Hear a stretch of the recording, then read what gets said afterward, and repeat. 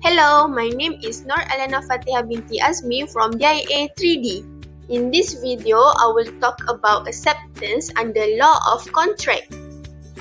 Acceptance were divided into four parts, which are definition, communication of acceptance, requirement of a valid acceptance, and revocation.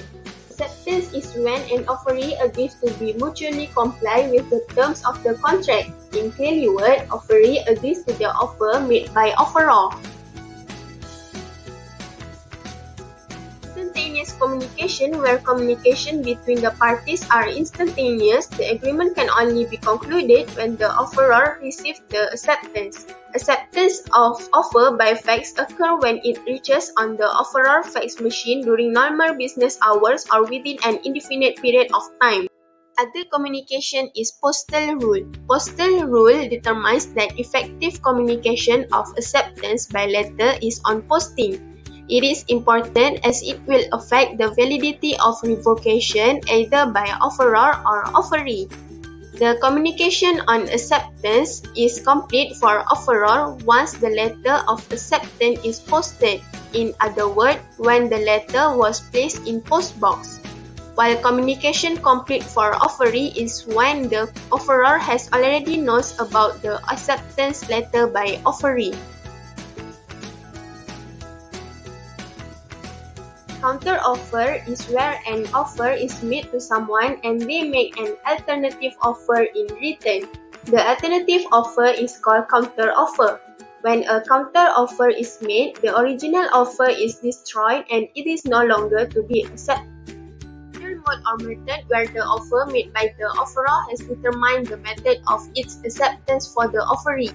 Revocation of acceptance is where an offeree may revoke the acceptance before the letter of acceptance reaches the offeror and still has not reached to his knowledge. If the acceptance letter and revocation letter were received by the offeror at the same time, the revocation made by the offeree are successful. Therefore, acceptance has been effectively revoked.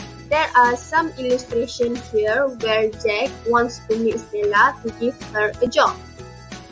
Jack made a deal by asking Stella to sell the insurance package to 10 people without involving bribes. If she succeeds, she will get an iPhone and money of $5,000. Finally, Stella agrees to Jack's offer. After accepting the offer, she wondered if her actions were right or not. The next day, Stella runs her sale at the mall and she still tries to sell it, but no one buys. Stella feels very tired and frustrated. Since no one bought insurance from her and she gave up to sell it herself, she planned to do something that violates their agreement. She meets two men in the open and by chance, Jack walks towards them. Jack overhears their conversation that Stella says that she will give 2,000 ringgit to each one of them if they manage to sell all the insurance. Jack was shocked and very angry. Jack is very angry because he knows he has been cheated on by Stella, so he calls Stella to see him tomorrow. The next day while meeting Jack, Stella pretends not to do anything wrong, but she doesn't confess when Jack says she wants to sue Stella. And she pretends to say that Jack can't sue her because their agreement doesn't have a valid signature to prove it. Because Stella's fault, they have to go to court. The contract between Jack and Stella was valid because Jack had the right to sue Stella for breaching the terms of the contract. Eventually, Jack won indirectly. The contract between them was voided. Uncle wrote a letter to his nephew to buy a horse, saying that if he not heard any more about the horse, he considered that the horse would have been his.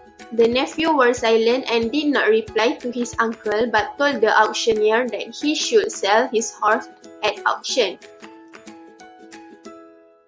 Uncle found out that he had sold the horse because of the defendant's offense. The plaintiff took the case to court because defendant had broken the law.